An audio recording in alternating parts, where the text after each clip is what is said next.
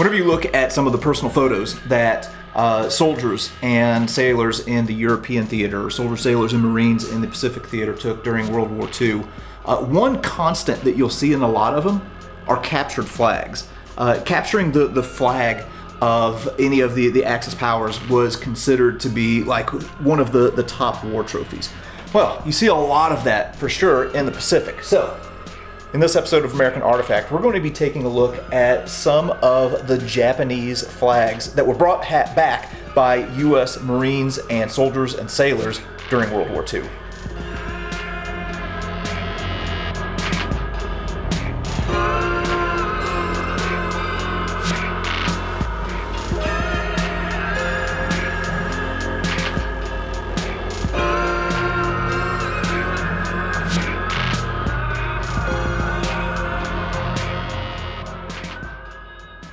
We're going to look at a few flags from the collection at the Gettysburg Museum of History. And, these flags were carried by Japanese soldiers, and a lot of times you will see writing on it, and that writing is either family members or friends or people from their village who signed it. The purpose of it is for good luck in battle. Sometimes also you'll see patriot or like war messages like defeat the enemy, or you will be invincible to the enemy's bullets, or I'm paraphrasing there, but those kind of messages on there. Now they're most often carried in the Japanese soldiers' pocket of their uniform. They wanted it close to them, so a lot of times you see them, they're really kind of dirty, and they've been out in the elements, and a lot of times they're from killed in action Japanese soldiers. After a banzai charge or something like that, American soldiers would go and look at the bodies, and they would look for these flags. So the ones that we tend to gravitate towards in our museum are ones that are what we would call salty, meaning they have blood stains, they're well used, they got stains on them. The pristine ones are not as interesting to us. This one just came in, so don't call us out for having tacks in it. We will remove this and restore it. But this is how it was obtained from another collector. And you can see the various writing on here, the good luck messages. But this soldier probably wasn't too lucky because it's also completely stained with blood. This note here says it's from a soldier from the Imperial Japanese Army who died in the Philippines. Now, we haven't translated it or anything, but the collector that got it must have gotten that from verbal provenance from whatever vet brought that home. Unfortunately, that's not documented. So I'm going to get down to this one. This one was brought back by a Seabee. So he may have traded it from a more frontline kind of guy. But again, you see the blood stains here.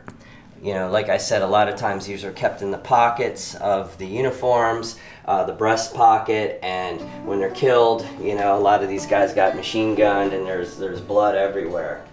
I'm going to go over to this one. This one does not have the good luck messages, but it's a silk flag, and it has some extreme blood stains. And again, this was probably folded up. This is like a mirror image of this stain, so it would have been in his pocket. This is probably a bullet hole.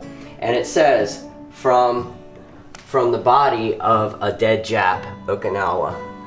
And very blood-stained, extremely blood-stained.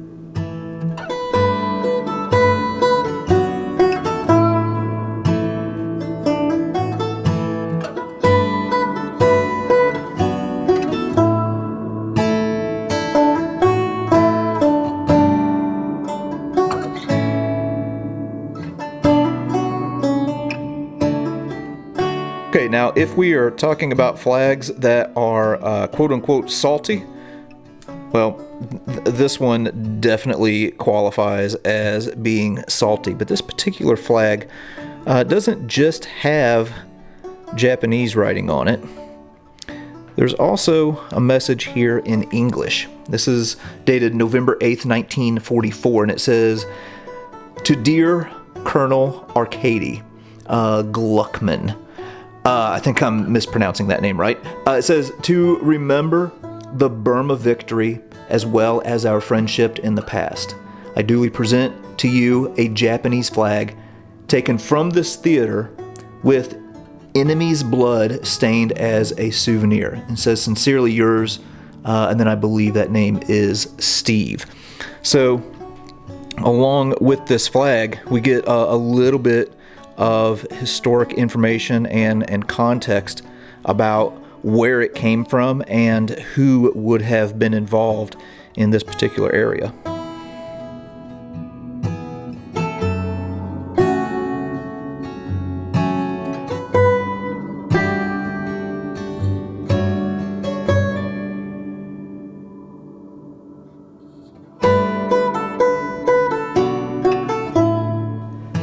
I'm going to show you this flag. This is a little different than the other ones that I just showed you. This one's a lot more clean. It's not blood stained. It's not salty. It's actually in really remarkable condition. It's got a lot of writing on it. So there was several people that signed this.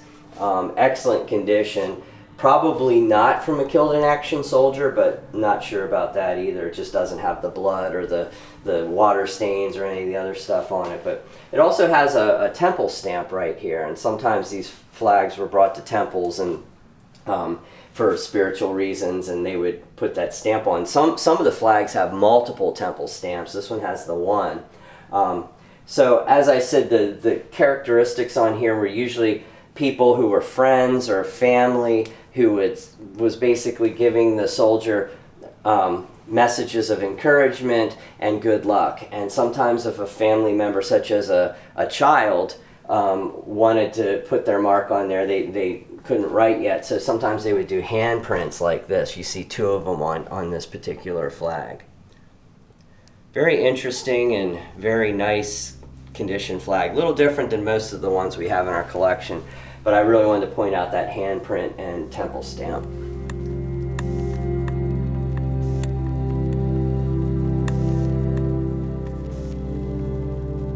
All right, well, there you go. There are some things on some of these Japanese war trophies in the form of flags that were brought home after World War II. Like I said, with a lot of different artifacts, each artifact tells a story. Each story connects us to history and helps us to learn a little bit more about the past. But yeah, very, very interesting.